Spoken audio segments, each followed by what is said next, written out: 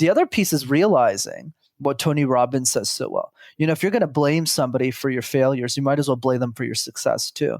And the truth that I had to come to terms with, which I fundamentally believe in, is my dad's the greatest gift I could ever ask for. Hello, my name is Sabine, founder and host of Become. The content will inspire you to reach your aspirations and become the best version of yourself. I feature interviews with successful individuals from various industries, delving into their personal and professional journeys and their strategies to achieve their goals. We have to become the person we are meant to be first, so we can live the life we are destined to live.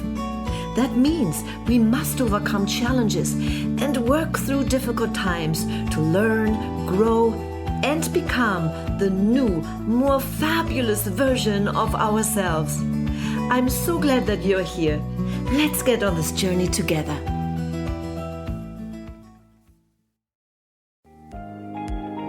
My guest today is Brendon Kumarasamy, the founder of MasterTalk.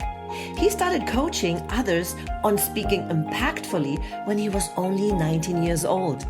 Today, he coaches ambitious executives and entrepreneurs to become one of the top 1% of communicators in their industry. He also has a popular YouTube channel, MasterTalk, to provide free access to communication tools for everyone worldwide. He shares his story growing up in a family with an alcoholic father whom he stopped talking to at age 15, and how he overcame bullying because of his physical disability. During our conversation, he revealed a few of his secrets that not only helped him to become a skillful speaker, but is also helping his clients now to become better communicators. Now let's dive in to our conversation. Welcome, Brendon. I look forward to our conversation. How are you today? Sabine, the pleasure's absolutely mine. I'm doing great. How are you? I'm doing great. Actually, I'm really doing great. I just came back from an invitation that I had from my girlfriend. She asked me if I would like to have a massage. She said, sure. Oh, and I love that. Yeah, so I'm really relaxed today. So here we go. That's why. So you are from Montreal. How's the weather there right now? Weather's a little bit cold, but super grateful. It's a great city, lots of great food, good people, but we'll definitely enjoy it over the summer for sure. Yeah. Things are winding down now, so okay. We can start to... Well, let's talk about you and what you do. There are a lot of things we actually have in common. I'm also a communication and confidence coach. I know how important communication is. But I don't believe when we are children, we grow up because we want to become a communication coach, right? So what did you want to become when you grew up? You won't believe me when I tell you, Sabine. What I wanted to become when I was growing up was an accountant. Oh, wow. Literally the opposite. What about you? What did you want to be? I always wanted to be a performer. An actress, a singer, that dancer. Makes a lot of sense to me. Yeah. And I did it, So after I did my business thing, got that out of the way, made my parents happy, but then I had to make myself happy. And that's when I became an actress. And of course, communication is a very important part. Now, how did you get from accountant to become a communication coach? Yes, it was a complete accident. So when I was in business school, I was studying to be an accountant. So when I was 12 years old, I made a decision to become one. Didn't know what an accountant did, but I studied it. And then I started competing in these things called case competitions. Think of it like professional sports, Sabine, but for nerds. So while other guys my age were playing football or rugby or basketball, I wasn't one of those guys. I did presentations competitively. That's how I learned how to speak. But then as I got older, I started coaching the other students on how to communicate ideas because I wanted them to win competitions. And I just accidentally got really good at it. And that's what started the YouTube channel because I felt nobody's sharing this information for free. And here we are a few years later. All right. So then you started your YouTube channel. Did you still went the accountant route as a profession?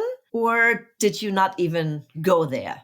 Slightly. Great question. So I worked at PricewaterhouseCoopers for a year, but then at the end of my degree, I got a great job in technology consulting at IBM. So to your point, I still don't know at this point. I probably coached 50, 60 people on how to speak, but I never got paid $1 to do it. I never knew it was even a profession.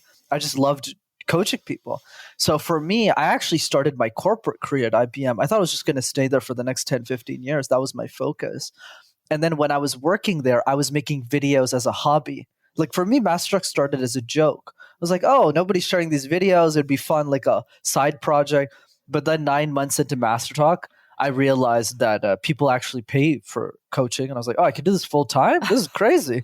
So yeah. Yeah. I think most people become a coach either by accident or kind of growing into that profession.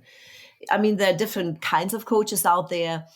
But I also believe that communication is a very, very important topic, because how we communicate with others can make the difference of your success, of building meaningful and everlasting relationships.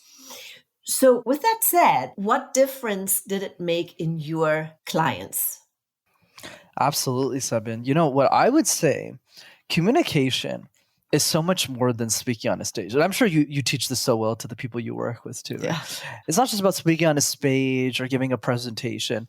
It's the way that you live your life. It's every single moment, from the way that you raise your children, from the way that you talk to your family, from the way that you show up as a friend, from the way that you meet a stranger at a park.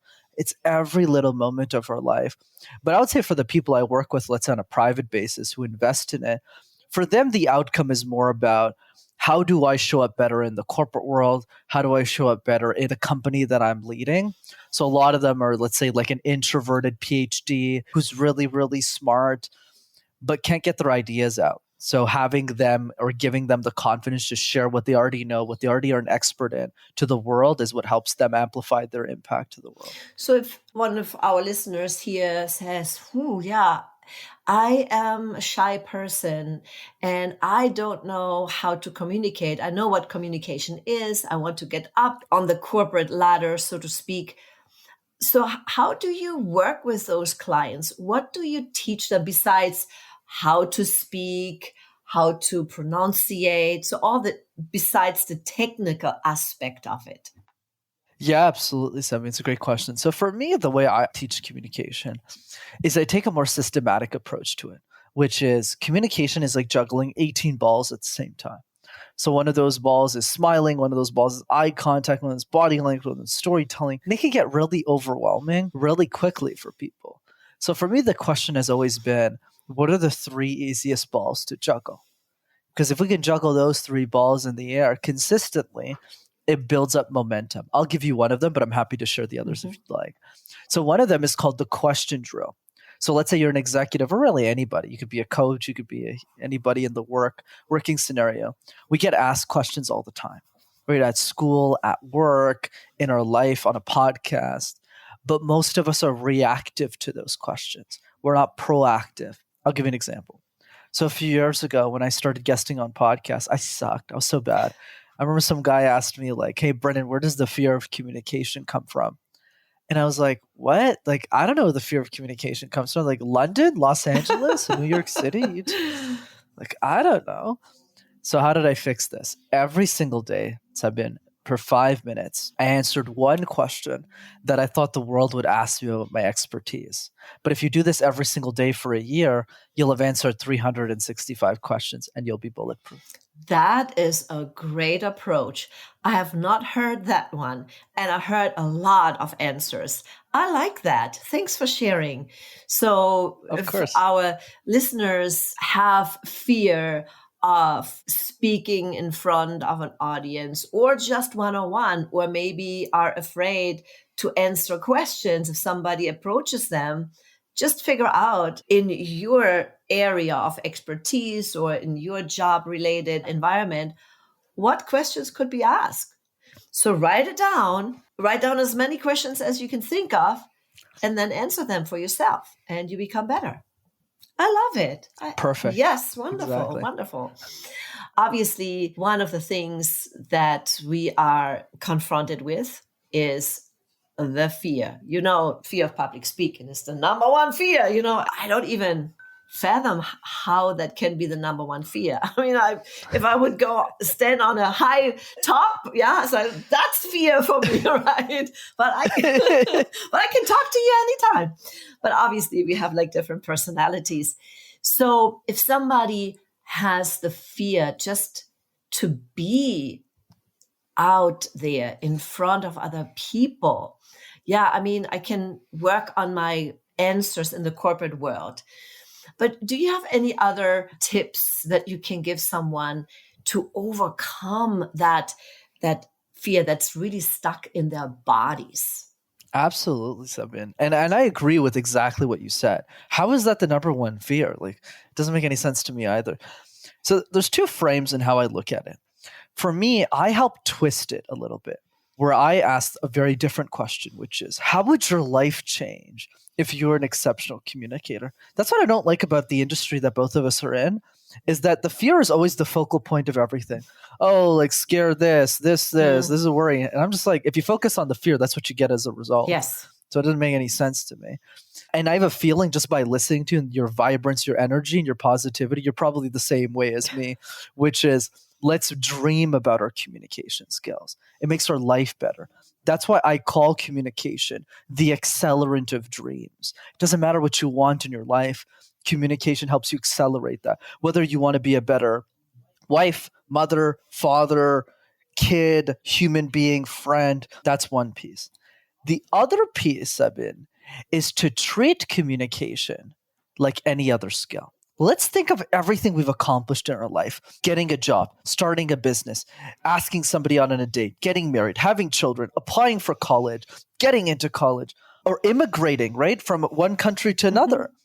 Did we do any of those things with zero fear? Of course not, right? The reason we did all those things because the motivation is greater than the fear. So it's just about finding the motivation. I love it. And that's what I teach, is being motivated to do anything. And of course, a different path to being motivated to achieving things. But one thing that you said is so true. And I actually have a talk that I deliver. It's called Dream It, Feel It, Achieve It. So you start out with a dream. Then you have to feel it. It has to become part of you and your body. And when you put emotions into it, emotions will trigger motions. And we need motions to move forward to achieve the goals and the dreams that we have. Let me hop in here real quick to share something with you. Have you ever tried to build your own website, start a newsletter, or build a course and charge for it? Have you ever wanted to make money online but are totally confused by all the different systems you need to have? That's why I use Kajabi. Kajabi is the most popular system for online marketers, coaches, thought leaders, and influencers. Kajabi helps online entrepreneurs take off. Over 100,000 of us use Kajabi and have made over $4 billion. Why not be part of it? The best thing is you don't have to figure out tons of systems or crazy technology to start your online business. Kajabi helps you do all of that, and it's all on one platform. That's why I use it.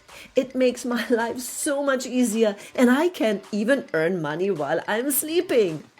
You can build your web pages, blogs, and membership sites.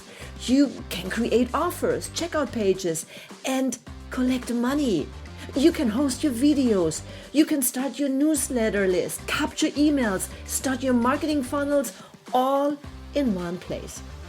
It makes it fun and easy with awesome tutorials and support.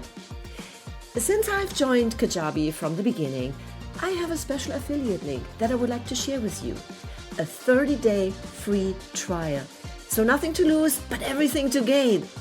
Just go to my link that's in the show notes, sabinekvenberg.com/resources, and we will redirect you to the free trial page. And if you are just starting out and want to get your offer out for sale in just 3 days? Let me help you do that. Visit my webpage, by the way, that I built on Kajabi, and apply to making it happen. So now let's get back to the show. What is your take on the world that we live in today?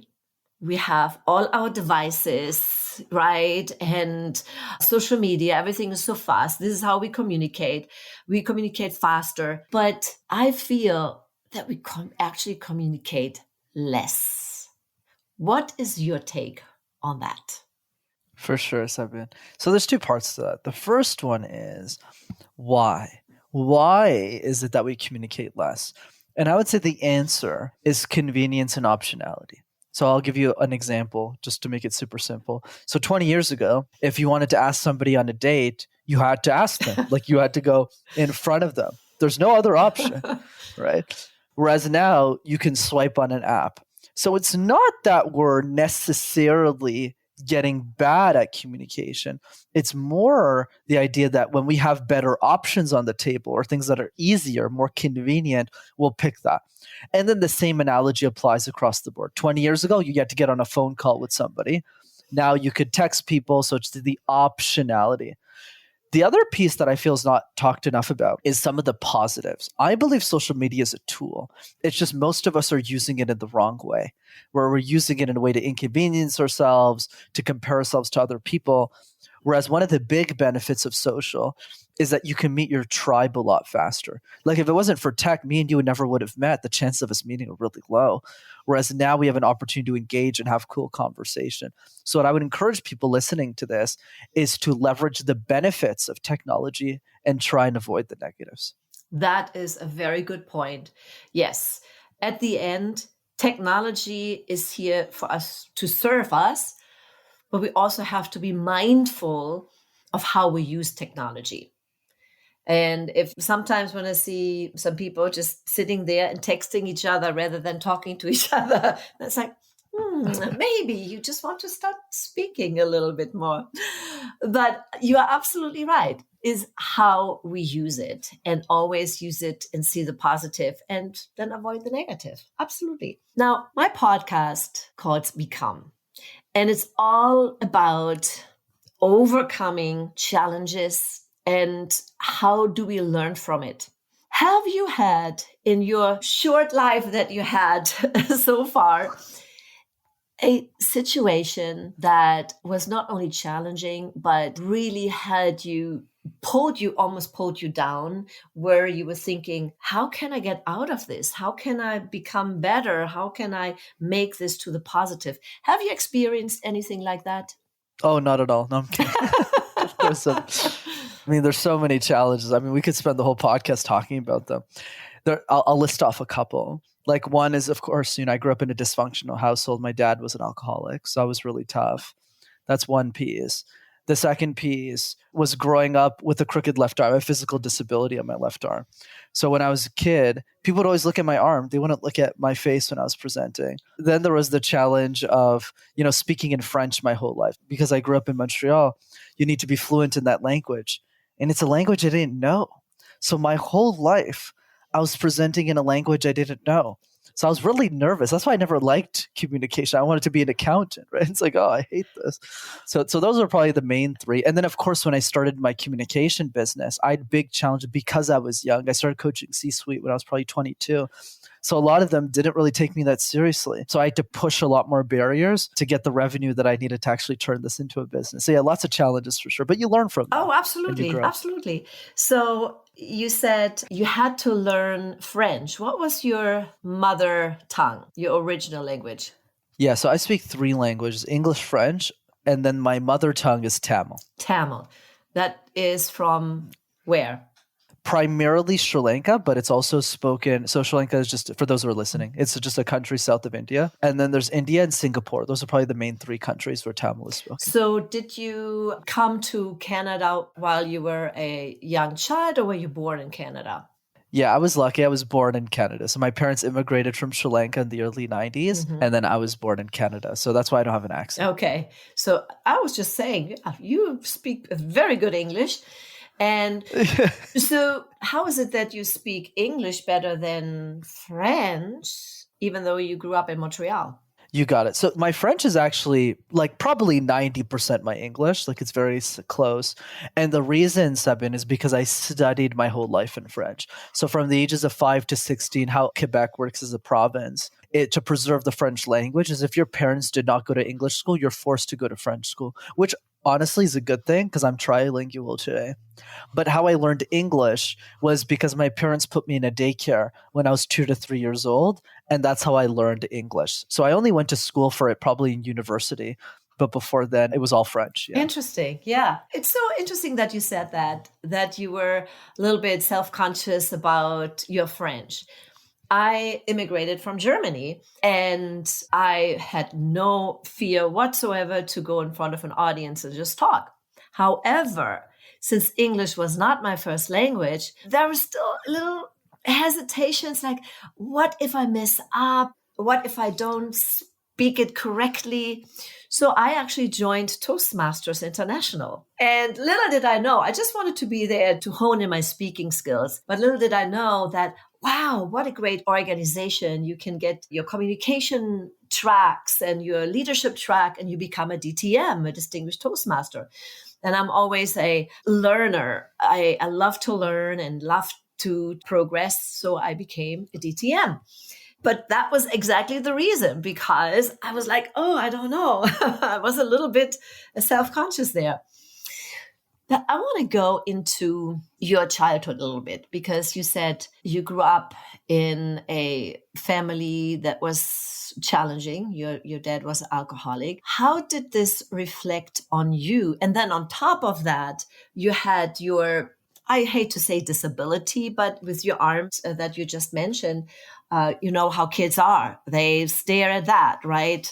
Whatever it is. And I had a conversation with another lady just a few weeks ago who had a disability. So it was great how she shared, how she went over that. So if you can let our listeners know how it felt being with an alcoholic dad and then also having that quote unquote disability that made you feel maybe standing out, and how did you overcome that? How did you deal with it?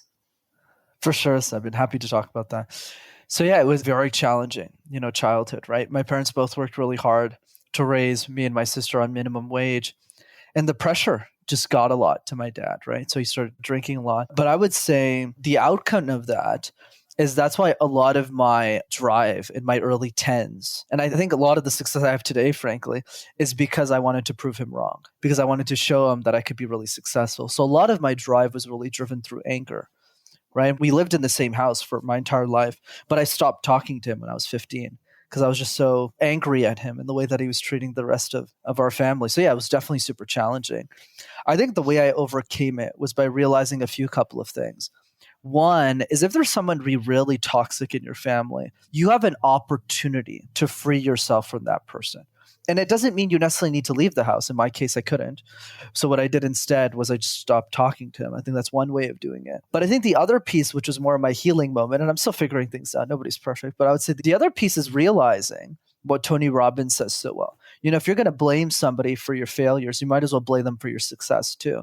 And the truth that I had to come to terms with, which I fundamentally believe in, is my dad's the greatest gift I could ever ask for. Right? Because if he never immigrated from Sri Lanka to Canada, I wouldn't even be the person I am today.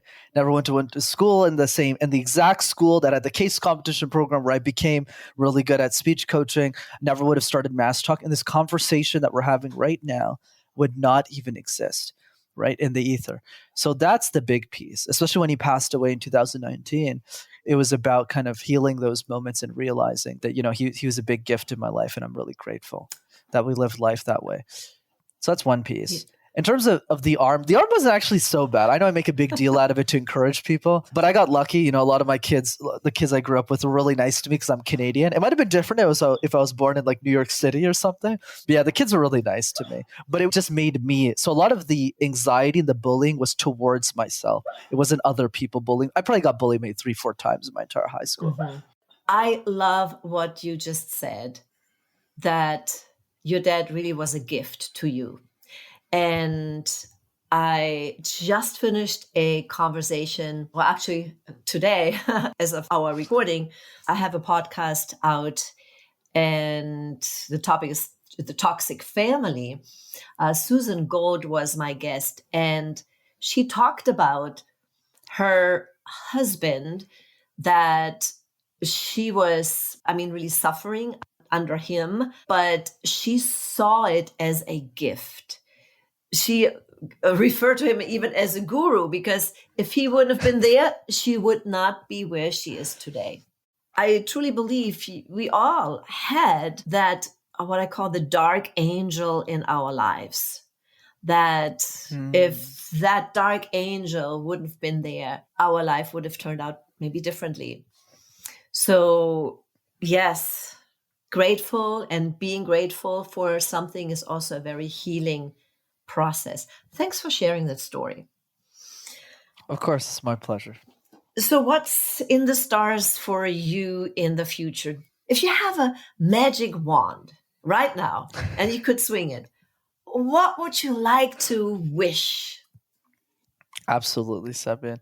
What would I like to wish? I mean, in relationship to the work that I do, but there's so many things I would wish for. But because if I got a magic wand, I mean, there's a lot of things you could wish for. Go for it. But if I had to pick, if I had to pick one thing, though, my mission at the end of the day is, I think the next Oprah Winfrey, the next Elon Musk, is a 7-year-old girl who can't afford a communication coach. That's my end game.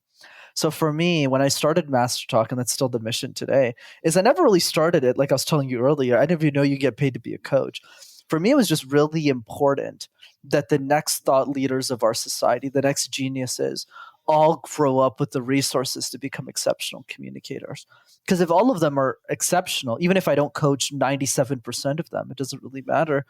They'll grow up in a much better position to advance the human race. So that's the end game. And let's see if I get there. I guess we'll find out. We'll touch base. Yes, I love it, love it, love it. And it's so needed in today's world. Let me tell you, in the world we live right now, we need to have good communicators.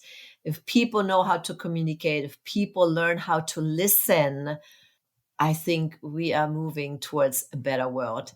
And I make sure to put all your information in the show notes. Of course, people can find you on YouTube. MasterTalk is your YouTube channel, and get some free resources there.